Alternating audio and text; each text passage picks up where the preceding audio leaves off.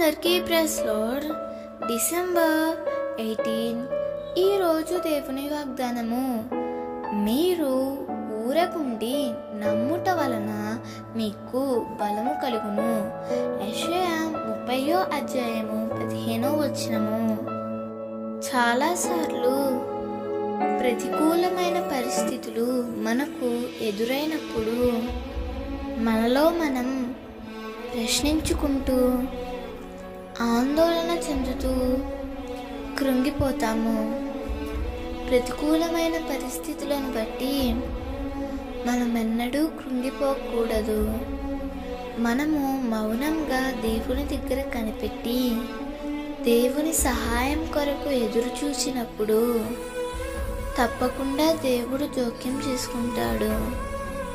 మన పరిస్థితులన్నీ మార్చి మనకు బలము దయచేస్తాడు.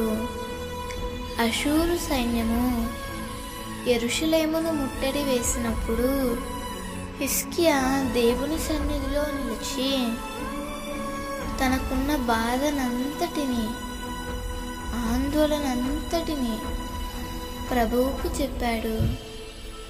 ఆ రాత్రే దేవుడు ఒక దూతను పంపి గొప్ప విజయాన్ని యుద్ధం చేయకుండానే హిజ్కియాకి ఇచ్చాడు.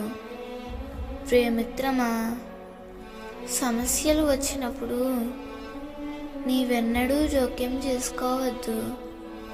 దేవుడే జోక్యం చేసుకున్నట్లుగా సమస్తాన్ని దేవునికి అప్పగించి ఊరకుండు. తప్పకుండా దేవుడు నీకు బలమును అనుగ్రహిస్తాడు. దేవుడు ఈ వాగ్దానము నీ జీవితంలో నిశ్చయముగా నెరవేర్చునుగాక. ఆమేన్.